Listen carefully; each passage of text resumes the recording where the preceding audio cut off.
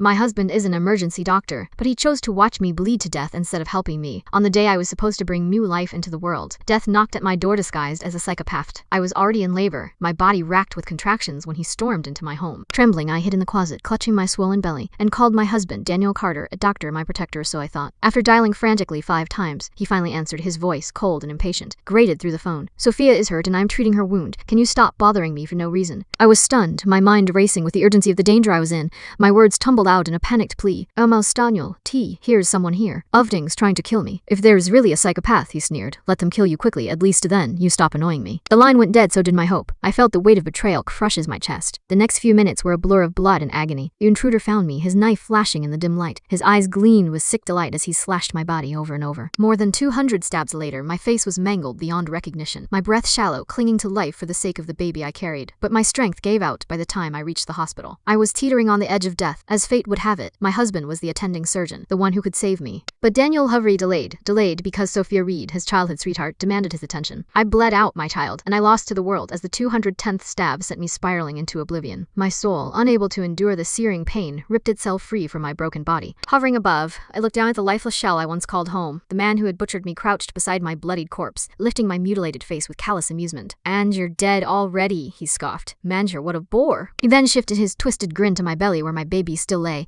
His knife hovered dangerously close, its cold edge grazing my skin. Mar now, it's found your turn, little one, he hissed, even though I was unconscious. My hands, instinctively protective, clutched my belly. He snapped my fingers with brutal indifference, wrenching my hands away, exposing my swollen abdomen. He readied the blade. With just one stab, he could snuff out the fragile life within me. I screamed, my soul quaking with terror. No, I shrieked, clawing desperately to return to my body, willing to endure the torture all over again just to save my child. But it was futile. I was too far gone. My soul couldn't return. I was helpless, unable to do anything but watch. The man cackled, lowering his knife toward my womb. Blood bloomed like a crimson flower beneath the blade. In that moment of complete despair, when all hope had been extinguished, the front door burst open. A delivery boy I'd called earlier an hour ago when I first noticed my water breaking rushed in. With a forceful kick, he sent the psychopath tumbling to the ground. The man hadn't expected anyone else to arrive. Panic flashed across his face. Without wasting another second, he scrambled to his feet and bolted. The delivery boy was my last lifeline, the only help I could turn to after Daniel refused to believe me. The hour before had been a nightmare. I had called Daniel the moment my water broke, pleading with him to come home. But instead of rushing to my side, he accused me of lying. Jealousy, he said. He thought I was pretending just to get him away from Sophia when the intruder broke in. I had no choice but to lock myself in the closet, shaking with fear as I called Daniel again and again. His response chilled me to the bone, each word cutting deeper than the psychopath's blade. Amelia, he scoffed when he finally picked up. How many tricks are you going to pull? First you say your water broke, then someone's trying to kill you. What's next? Are you going to tell me you are dead? I couldn't breathe. The man outside the closet door was banging violently, his voice filled with vile threats. My body was in agony, contractions intensifying, blood trickling down my legs. But all Daniel cared about was Sophia. I'm not lying. I whimpered, but he was already dismissing me to someone nearby. Amelia's just being dramatic. She's always jealous over nothing. Ignore her, Daniel, said Don. Worry. I will stay by your side until you are better, Sophia's sugary voice responded. Boo, but is Amelia okay? What could happen to her? She's always playing the victim. I'm sick of it, Daniel snapped before hanging up on me, leaving me frozen in shock. 10 years of love, 3 years of marriage, and this was how he treated Malik. I was nothing. I wanted to believe it wasn't true. I called again, but before I could, my phone buzzed with a message. It was from Sophia. Attached was a photo of Daniel kneeling before her, tenderly blowing on her wound. His expression was one of deep affection, the kind of love he once showed me, Sophia. Daniel said seeing me hurt broke his heart. He's not going anywhere. You might as well give up. Oh, and enjoy the little surprise I planned for you. That's when I knew my heart had shattered. It wasn't until the man dragged me out of the closet that I finally understood the gift Sophia had cruelly hinted at. The real gift wasn't just her betrayal. I was a hired killer. She had actually paid someone to take my life. I tried to scream, but the killer's hand clamped over my mouth with a crushing force, making my jaw feel like it was about to snap. My eyes welled with desperate tears, each drop fueling the man's sick pleasure. His lips curled into a twisted grin as he raised the knife, slowly dragging it across my skin. Every cut was precise and methodical, exposing layers of muscle and bone, the blood spilling out like a flood through muffled sobs. I could only think of Daniel. He had once been my anchor, my protector. Even the smallest sign of discomfort used to send him into a panic, fussing over me. Where had that man gone? Why had he changed? The killer reveled in my suffering. As I lay there broken and bleeding, he snatched up my phone and took a picture of my mutilated body. Without hesitation, he sent it to Daniel. The screen lit up with a notification, and my heart, what was left of it, froze when Daniel's reply came through. Amelia, I told you to stop sending me this disgusting nonsense. If you want to die so badly, then just die already. I stared at his cold, heartless text. My world turned to ash by the time the delivery guy came back and chased the killer away. It was already too late for me. He rushed me to the hospital, to the very place where Daniel worked. The medical team was horrified at the sight of my butchered body. My pulse was faint, barely there, but still fighting. Dr. Harris, one of the senior doctors, glanced at my injuries and barked an order to the nurses. The injuries are too severe. I am not confident I can save her. In Dr. Carter immediately. That name, Daniel, ripped my soul from my body, pulling me into the corridors of the hospital, straight to where he was. The nurses and doctors were frantically searching for him, but he was too busy, doting on Sophia. Sophia, Dak, worry, Daniel soothed, brushing a strand of hair from her face. I've used the best medicine. There won't be any scars, I promise. Sophia leaned into his embrace, her voice dripping with false sweetness. Daniel, you were too kind. I'm so envious of Amelia Fons. She's so lucky to have married someone like you. I wish I could have someone like you to take care of me. Daniel didn't. Miss Abit wrapping his arms around her, he whispered. Don't be silly. What we have is special, Sophia. Even though I'm married, that doesn't change anything. I will always be here for you, protecting you. Sophia looked up, her eyes gleaming with manipulation. Protectors, so if you had to choose between me and Amelia. Daniel cut her off without hesitation, his voice firm. You, Sophia, owns you. I stood there, my soul suspended in disbelief. His words sliced through me sharper than any knife. The vows he had once made to Met, the promises of love, protection, loyalty, they all crumbled into dust. Everything had shifted the moment Sophia came back into his life. The woman he had once called his sister was now the center of his world, while I had become nothing more than a nuisance. I screamed in silence, my soul crying out, Daniel, please, be a ma. I am dying. At least, save our child. Just then, a young intern rushed into the room. It was Ryan Porter, one of Daniel's juniors. I remembered him, an orphan who had spent holidays alone, eating cold dinners in the hospital ward. I had insisted Daniel invite him over one New Year's Eve, trying to give him a semblance of family. Now, he was my last hope. Grabbing Daniel by the arm,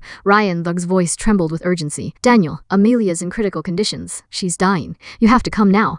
But Daniel only pulled his arm away, annoyance flashing in his eyes. What is this? She couldn't convince me herself, so now she sent you to play along with her little drama. I'm not falling for it, Ryan. She's jealous, insecure, completely irrational. I've told her 1,000 times that Sophia is nothing more than a sister to me, but she's too twisted to believe it. He turned back to Sophia, muttering, if she wants to die, let her, I don't care. Riang's face paled, his voice faltering. Daniel, this isn't a joke. She's dying. Please, just come with me to the OR. But Daniel waved him off, his cold indifference like a knife through my heart. This wasn't the man I married. This wasn't the Daniel who had once promised to stand by me through everything. He had become someone I didn't recognize. A man who would rather let me die than pull himself away from Sophia's embrace. As I hovered there, invisible and helpless, my soul grew colder with every passing second. There was no hope left. Daniel had already made his choice, and it wasn't me. Meanwhile, Sophia, the mastermind behind it all, continued her sickening charade of innocence. Her voice dripped with concern, though the venom beneath it was palpable only to me. Daniel, you should really go back. Amelia has gone through so much trouble just to get you to return. She must be upset. You shouldn't argue because of me. Once my foot heals, I'll go to her myself and apologize. Her words were carefully cast and deliberately crafted to seem selfless, while only deepening the wedge between Daniel and me, and it worked. I could see the frustration building in him. Sophia, why do you always have to make yourself suffer? You did nothing wrong. Daniel's voice grew sharp with irritation, his anger completely misdirected. Your last time, when she claimed your stomach hurt, I left you to rush to her side, and what happened? No fear, nothing. Meanwhile, you couldn't sleep all night because of the thunderstorm, and I wasn't there for you. His words slammed into me like a brick. He was talking about that rainy night, the night I fell. My mind scrambled to remember the details through the haze of hurt. It was the night I had slipped on the wet pavement, pain ripping through me as I clutched my stomach. Our 2-month-old fetus was fragile, and I had lain there, drenched and freezing, waiting for Daniel. The fear of losing our baby was overwhelming, but he never came. Not for hours. If a kind stranger hadn't found me and driven me to the hospital, our baby wouldn't have made it. Yet, to Daniel, my near miscarriage had been nothing more than a false alarm overshadowed by Sophia's sleepless night. Sophia's voice was soft, but her manipulation was razor sharp. After all, you and Amelia are married. It's only right that you leave me for her. I can handle being left behind. It's really fine. She made herself out to be the victim, knowing exactly how to play Daniel's heartstrings. I watched as he took her hand, his gaze full of the affection that used to be mine. Dawn, save it, Sophia, he whispered, brushing her knuckles gently. How could I ever leave you for anyone else? Anyone else? Those 2 words pierced me like a knife, twisting deeper with every heartbeat. In Daniel's eyes, I had become someone else. Our 10 years together, the life growing inside men, none of it mattered anymore. Ever since Sophia had returned from abroad, Daniel had started pulling away, treating me like an outsider in our own marriage. At every prenatal checkup, he found some excuse to be with her instead. When she called in the middle of the night, he would leave no questions asked. And as he appeared more and more in her social media posts, he was home less and less. It wasn't long before my heartbreak turned to suspicion, and then to certainty. Sophia was proud of her conquests, sending me photos meant to taunt, not just with their content, but with what they implied. There was the kiss mark on her collarbone, the seductive nightgown hanging off her shoulders, and always just barely in view, a shadowy figure, the unmistakable form of Daniel. I tried to keep it together, but eventually I couldn't. I confronted him, my voice trembling with the weight of my fears. "Daniel, what's going on between you two?" His reaction was swift and cruel. He didn't even try to deny it, his face contorting with anger as if my pain was an inconvenience. "Amelia, how dare you use your filthy mouth to slander Sophia? She's pure and innocent and like you. You are always lying, always scheming. You are nothing but a crazed, useless shrew." The words I wanted to say crumbled into nothingness, lodged in my throat by the weight of his hatred. Tears burned in my eyes, but Daniel didn't even notice. He didn't care. "I regret marrying you more than anything," he spat before slamming the door. The sound of the door closing behind him echoed like a death knell in the house that had once been our home. I knew where he was going, back to her, using whatever excuse he needed to spend yet another night in Sophia's arms. As his figure disappeared down the hallway, I stood there staring into the emptiness he had left behind. My mind was a storm of questions I couldn't then answer. Where had the Daniel who once loved me gone? Had I changed? Or had he? Was it my fault for wanting too much, for believing that our vows had meant something? Or had I always been just someone else to him, nothing more than a placeholder, waiting for Sophia to return and claim what had never truly been mine? Perhaps, I thought bitterly, he had been wearing a mask all along, and I had been too blind to see the truth. The man I had loved was never real. The bitter truth unraveled after the new year, delivering a pain I could never have imagined. But it was just me. Ryan, too, was grappling with disbelief, watching Daniel, me husband, casually ignore my life hanging in the balance, instead whispering sweet nothings to her, Sophia. The fury on Ryan's face was unmistakable as he roared at Daniel, desperate to shake some sense into him. "Daniel, I am not lying to you. Your wife is dying. The operating room is 5 minutes away, and you can even spare that for her." His voice cracked with anger and frustration, but Daniel's heart had grown too cold to care that. "Right, I won't waste even a second on her lies." Daniel spat as if my suffering was an inconvenience he couldn't be bothered with. Ryan stamped his foot, furious, but before he could reply, Sophia seized her chance to fan the flames. She leaned forward, her voice dripping with fake innocence. "Oh, my Dr. Porter, you seem awfully concerned about Amelia. Could it be you have a special relationship with her?" Her words were a knife twisting in the tension, but Daniel's reaction shocked even me. For the first time, he snapped at her. "Sophia, stop with the baseless accusations. Amelia would never betray me, not even in death." For a brief moment, the room fell into a stunned silence. His words yanked my thoughts back to the past, to that 3rd year of our relationship. The car accident. I had thrown myself in harm's way to shield him from the wreckage, nearly losing my own life. I still remember the tears in his eyes as he scolded me, begging me to never be so reckless again. "Why did you do it?" he had asked, broken and scared. "Because I love you. I couldn't stand to see you hurt." And now, all that love had been taken for granted. Daniel knew I loved him more than life itself, and he had been testing my limits ever since. But today, he had gone too far. The tension thickened, as Daniel finally relented, standing up with a sneer. "Fine, I will call her. I'll expose her lies for what they are. Ryan, you will see soon enough. She will be begging for forgiveness." He dialed my number with confidence, fully expecting me to answer. But all he got was silence, call after call. Only the hollow sound of yes echoed back at him. Why would I answer a minute ago? My soul had slipped from my body. He had wanted me gone. Now, I was dead. Passes by Daniel. Yet something nagged at Daniel, though he couldn't put his finger on it. I had never ignored his calls before, no matter how angry or hurt I was. But he brushed aside the unease, chalking it up to one of my tantrums. Frustrated, he sent me a voice message, his tone filled with irritation. "Amelia, how old are you? You think disappearing like this is fun? I don't have time for your games. Show up soon if you have any sense." As the message ended, the prayer beads on his rahas set. I had lovingly blessed for his safatis snapped apart, scattering across the floor. Daniel glanced down surprised, and for the first time a shiver of dread crept up his spine. Those beads had been a token of my love, each one a silent prayer for his well-being.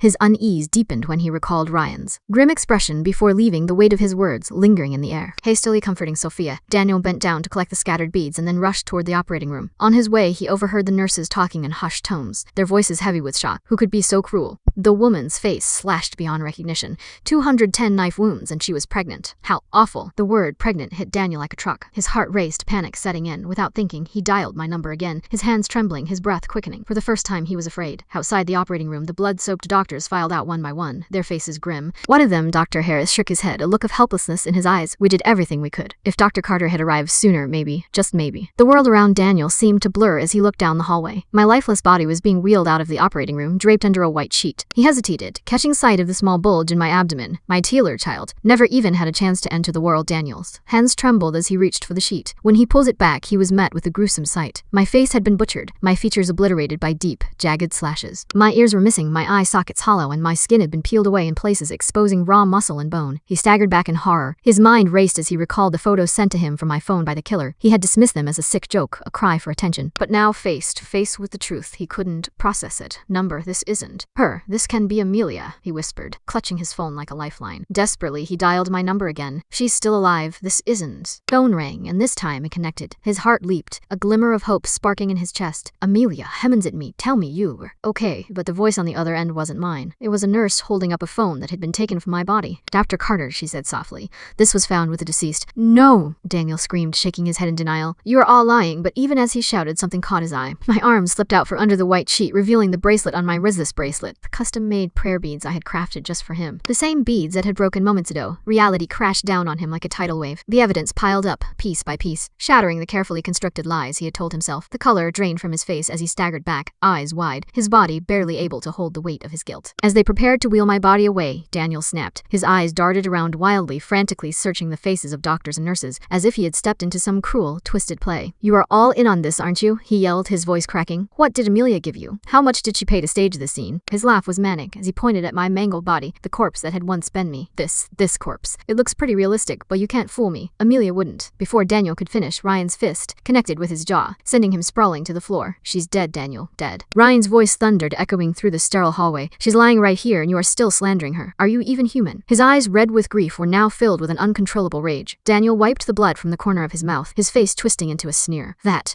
thing isn't Amelia. It can't be, his voice shook, refusing to acknowledge the truth. She was always clean, always put together. She wouldn't let herself end up like this. His words pierced me. Yes, I had always been neat and tidy, keeping up appearances even when my world was falling apart. But now, because of him, I had died in a disgrace too terrible to describe. Wynn's fury only grew as he pointed to the phone in Daniel's hand, and the prayer beads wrapped around my wrist. How long are you going to keep lying to yourself? The phone, the bracelet, it's all the proof you need. But Daniel shook his head, muttering like a man lost in the fog of his own delusions. None of this proves anything. Someone else picked up her phone. Maybe someone else is wearing that bracelet. From wherever I hovered between life and death, I couldn't help but laugh bitterly. Hadn't Daniel always told me to die, to leave him alone? So why, now that I was truly gone, couldn't he accept it? Wang, exhausted from trying to make sense of Daniel's madness, simply shook his head and walked away. But Daniel wasn't done. He got up, shouting after him, I'm going home. I'll find Amelia there, and I'll prove all of you wrong. He stormed out, his voice trailing behind him like the echoes of a ghost. He sped down the road, white-knuckled hands gripping the steering wheel so tightly they looked as if they might break. His face was a mask of determination, but there was something wild behind his eyes. The front door to our home was wide open when he arrived, as if waiting for him. He burst inside, shouting my name. In the past, I would have run to him the moment he called, gently taking off his tie, asking how his day had been. But now only silence answered him. Amelia, come out, he bellowed, desperation beginning to edge into his voice. Stop hiding. If you are mad, fine. Just apologize to Sophia, and we'll move on from this. I scoffed at the thought. Apologize to Sophia. I was already dead. What was left to apologize for? But before Daniel could yell again, his foot slipped on something wet. He crashed to the floor, the overpowering stench of blood hitting him like a wave. As a doctor, he recognized the smell instantly. Panic overtook him as he scrambled to his feet, his clothes soaked with blood. Amelia, he screamed, frantically wiping the blood from his body. Don't think you can fool me with fake blood. Disappearing like this is just your way of making me come look for you. Right. Just you wait. With a crazed look in his eyes, Daniel grabbed his car keys and stormed out again, not even bothering to wipe the blood off his face. He looked like a man possessed, completely unaware of how deranged he appeared. By refusing to believe what was right in front of him, he was convincing himself that none of it was real. My soul, still tethered to him, had no choice but to follow. He floored the gas pedal, speeding through the city as if running from the truth he couldn't bear to face. As the familiar streets blurred past, I finally realized where he was going. Back then, Daniel wasn't the successful doctor he is now. He was just a poor student struggling to make ends meet, and I wasn't Mrs. Carter, just a humble barista serving coffee to students and passersby. In the oppressive summer heat, Daniel would sit in a corner of the cafe poring over thick medical textbooks he could barely afford. He never bought coffee. He couldn't even afford the cheapest item on the menu. His clothes were always worn, and he had the look of someone who hadn't slept in days. But his eyes burned with a determination that was impossible to ignore. At first, the staff tried to kick him out. The Caspene wasn't a library after all, and no one wanted a freeloader taking up space. But I, young and naive, saw something in him that made me want to help. I started bringing him free cups of coffee. It wasn't much, but it kept him coming back, kept him studying. In those quiet moments, hidden away in the corner of the shop, we began to talk. First about his studies, then about life. Little by little, we became inseparable. And now here he was, speeding back to the place where it all began, hoping to find the version of me that still loved him, still believed in him. But that version of me was long gone. In the sweltering heat of that summer, all Daniel wanted was a brief escape into the cool embrace of air conditioning. He was a poor young man, overworked and sweating through his shirt, eyes hollowed from endless study. Something about his struggle tugged at my heart, ignoring the disdainful glances of the other baristas. I placed a cup of coffee in front of him. You know, I said gently, the shop could use an assistant barista. Will you like to give it a try? He hesitated, but there was no reason for him to refuse. He needed the job, and just like that, Daniel began working days and studying through the nights in the corner of the Claspe.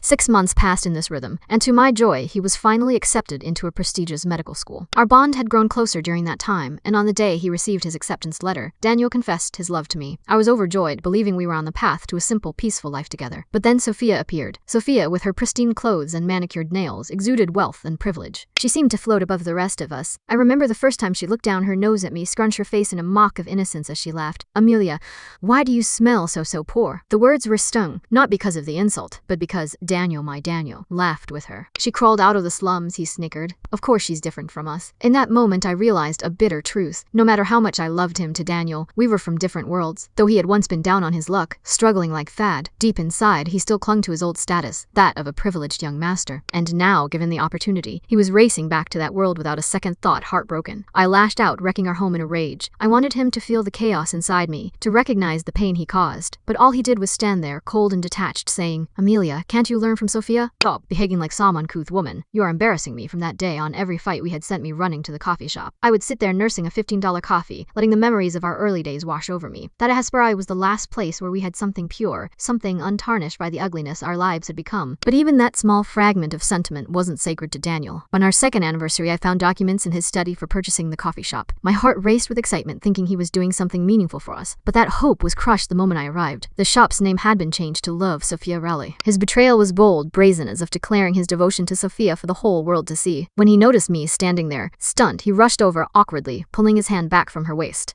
Amelia, what are you doing here? He demanded, as if I was the intruder. I wanted to scream at him, to throw my pain into his face, but no words came. Instead, stood there in stunned silence, and Daniel, growing impatient, shoved a cup of coffee into my hands. If you dare make a scene and ruin Sophia's special day, I won't be nice to you. Go home now. He didn't even glance back as he returned to Sophia's side, as though I had never been there. My hand, trembling, dropped the cup. Scalding coffee spilled across my skin, but the burn in my heart was worse. He didn't notice, he didn't care, but life has a way of exacting its own justice. Through the streets, Daniel ignored a red light, and the impact of the oncoming car sent him flying. As his body lay crumpled on the pavement, he whispered my name in his fading consciousness. Amelia, but I felt nothing. My soul hovered above him, detached, remembering how I had called out for him too, how I had desperately wished for him to save me in my final moments. But he hadn't come, and now he would never see me again. I wondered if he would feel the same despair Thad felt. When Daniel finally woke up in the hospital, his right hand was bound in a cast completely numb. Sophia was by his side, crying hysterically. It was only then that he realized he had been unconscious for 3 days. But before he could process his situation, Ryan barged into the room, his face twisted with rage. Without a word, Ryan threw the autopsy report at Daniel. Take a good look at what she went through, he shouted, his voice shaking with fury. Daniel, hands trembling, fumbled to open the report. His eyes scanned the words, and his breath caught in his throat. Amelia, female, 28 years old, on labor. While in labor, eyes gouged out, ears, nose, and other facial features mutilated. Fingers broken, 210 stab wounds. The 9-month-old fetus died of suffocation. Tears fell from Daniel's eyes, landing on the report's stark white pages. His grief twisted into denial as he shredded the paper. No, you've got it wrong, that's not her. Amelia's waiting for me at the coffee shop. I need to find her. Before he could finish, Ryan lunged at him, his fist connecting with Daniel's face. When are you going to stop lying to yourself? Do you think refusing to admit it will make you less guilty? You are an accomplice to her death. Sophia, unable to stay silent, pushed Ryan away, shouting, Stop blaming Daniel.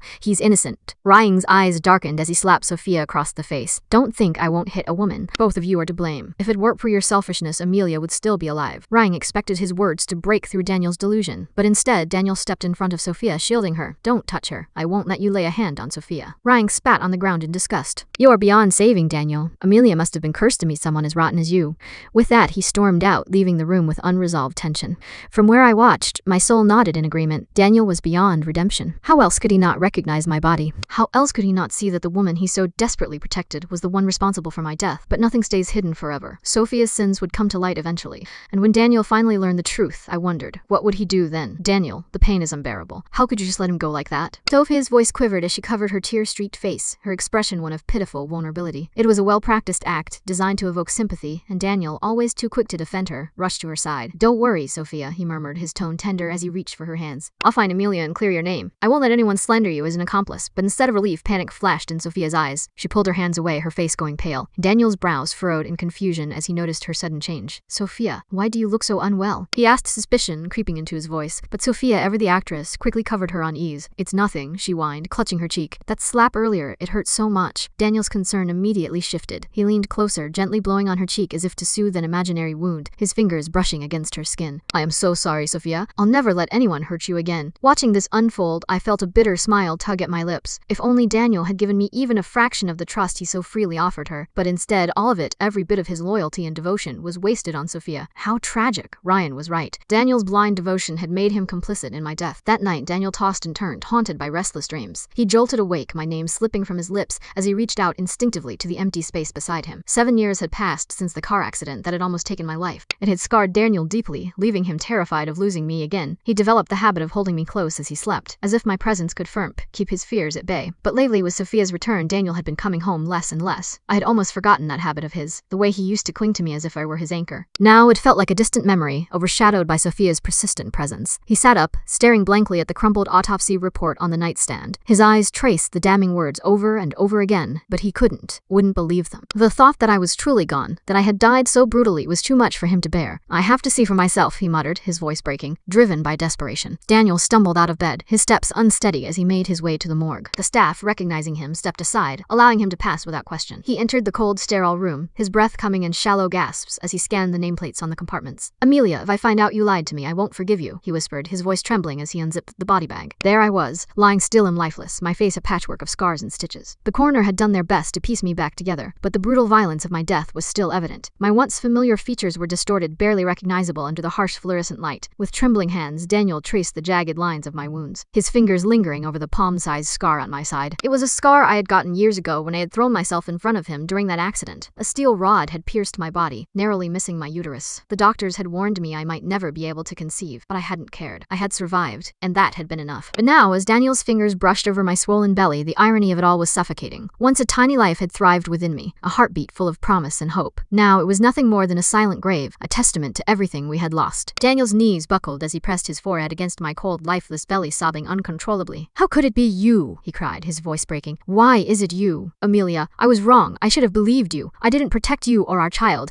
I regret it. Please, wake up. Please, I'll do anything. Just come back to me, regret. The bitter aftertaste of a mistake made too late. It's only after losing someone that you realize what you should have done. But Daniel, don't you think it's too late? Your tears, your remorse, they mean nothing now. I am gone, and no amount of begging will bring me back. As he lay collapsed in front of my body, his cries echoing through the sterile room, a figure appeared in the doorway. Ryan, his face was a mask of fury as he marched over, grabbing Daniel by the collar and yanking him up. Enough, Ryan roared, shoving Daniel toward the door. You had the chance to save Amelia, and you did nothing. Now you are sitting here crying like a pathetic coward. Who do you think you are fooling? Daniel stumbled, falling to the floor outside the morgue. I didn't know, he wailed, clutching at his head as if to block out the truth. I swear I didn't know it was her. If I could do it over, I would believe her. I would never doubt her. Ryan's expression twisted with contempt. But life is in the game, Daniel. There are no do-overs. You made your choice, and now you have to live with it. He turned away, his shoulders tense with barely suppressed rage. I hope you live with this regret for the rest of your life. As I watched Daniel crumpled and broken on the cold floor, I felt nothing but disgust, regret, remorse. What did it matter now? He had destroyed everything. Our love, our family, my life. There was no redemption for him, no forgiveness left to give. But as Ryan stormed out, leaving Daniel to wallow in his guilt, I couldn't help but wonder. What would Daniel do when he finally learned the truth? That the woman he had so blindly defended, the woman he had chosen over me, was the one who had orchestrated my death. Would his love for Sophia still blind him, or would the weight of his betrayal crush him beyond roar? I hoped it would destroy him, just as he had destroyed me. I don't know how long, he cried, hours perhaps. By the time Daniel dragged himself back down the dim hospital corridor, he looked like a man who had been to the very edge of despair. But at the turn of the hallway, he stumbled upon a sight that froze him in place, Sophia standing with a tall, sinister-looking man. The moment I saw the man's face, a chill gripped my spirit. It was him, the monster who had taken my life in cola blood. Sophia's eyes widened as she caught sight of Daniel. Panic flashed across her face before she quickly turned to the man, scolding him in a furious whisper. What are you doing here, Zachary? If anyone sees us together, we're finished. Zachary Holt smirked, his yellowed teeth bared like a predator's. What about the money you promised me for killing Amelia? His voice was a low growl, dripping with menace. If you don't pay up, I'll keep hanging around. And if the cops catch me, I'll sing like a bird about who hired me. Sophia's expression twisted into one of pure venom. You wouldn't dare, she hissed through clenched teeth. But then, as if remembering where they were, she took a deep breath and transformed back into her charming, manipulative self. With a saccharine smile, she draped her arms around Zachary's neck, her voice dropping to a sultry whisper. Oh, Zachary, stop trying to scare me. Her fingers trailed down his chest, sending shivers of revulsion through me. I won't shortchange you a single penny. Just give me a little more time. Okay. She fluttered her lashes, leaning in close enough for her lips to brush his ear. Dear brother, as long as you don't rat me out, you can have whatever you want. One had thought Sophia merely hired him to kill me. I never imagined there was more something twisted, something that made my stomach churn. But even worse than witnessing this sickening scene was seeing Daniel's reaction. He stood rooted to the spot, his face a mask of shock and pain. His left hand clenched into a fist, trembling as if he were barely holding back the urge to strike. This was the woman he had thrown away 10 years of love for a woman whose heart was as poisonous as a snake's. I leaned my ghostly presence against his shoulder, my voice a faint whisper in his ear. Daniel, that's right. She's the one who killed me and our child. I hate her so much. I hope you both get what you deserve. Daniel shuddered slightly, but that was all. He couldn't hear me. No matter what he saw or heard, his heart was still still trapped in the web of Sophia's lies, and sure enough, after a few seconds his fist relaxed. Without a word he turned and walked back to the hospital room. His face expressionless, he didn't confront Sophia, didn't even question her. It was as if he had erased everything he had just seen,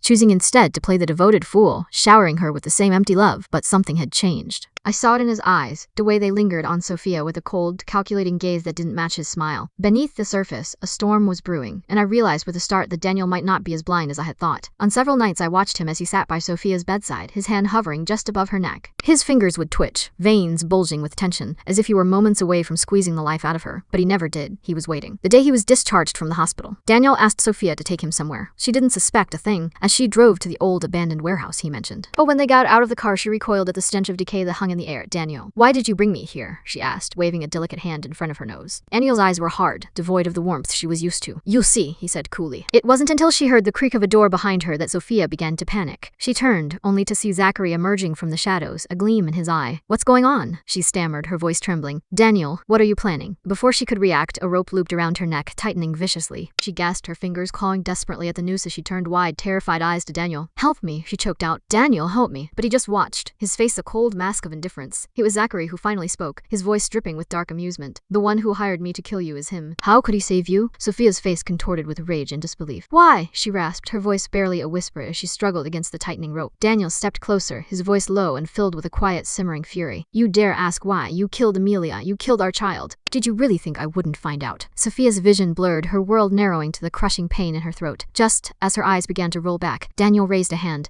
Don't kill her yet, he commanded. A sickening jolt. Did he still care for her? Iverno. Then his next words sent a chill down my spine. I want her alive. I want her to feel every bit of the pain Amelia went through. He tossed a thick envelope of cash at Zachary's feet. Amelia suffered 210 stabs. Vertical bar want you to repay every single one of them, twice over. Zachary's eyes gleamed with greed. He released Sophia, who crumpled to the ground, gasping for air. Without hesitation, he drew a knife from his coat. The desolate warehouse soon echoed with her screams, each one sharper, more desperate than the last. I turned away, unable to watch. Draw everything. The horror of it all was too much, and I closed my eyes. When I finally dared to look again, the deed was done. Sophia lay in a pool of her own blood, her beautiful face slashed and disfigured beyond recognition. Zachary, satisfied, counted his blood money with a smug grin, but no one expected what happened next. With a sudden swift motion, Daniel lunged forward, plunging a knife into Zachary's throat. The killer's eyes bulged with shock as he gurgled. Blood spilling over his hands, he died without a sound. You killed Amelia, Daniel whispered, his voice hollow. How could I let you live? And then, in the distance, the wail of police sirens cut through the night air. Daniel didn't run. He sank to his knees, his hands stained red, and raised them above his head. I killed someone, he screamed, his voice breaking. I killed my wife and my child. I am guilty. Arrest me. Arrest me. As the police stormed the warehouse, cuffing Daniel and leading him away, I felt a strange sense of emptiness. His revenge was complete. But at what cost in court? Daniel rambled incoherently, his mind unraveling under the weight of his own actions. He even tried to kill himself with a pen, but fate was cruel. He survived, his voice barely more than a whisper, repeating the same haunting words every day. I need to go to the Kespeste. Amelia is waiting for me. I need to find her. I need to apologize. But Daniel, don't come. I will never forgive you. If there is a next life, I hope we never meet again.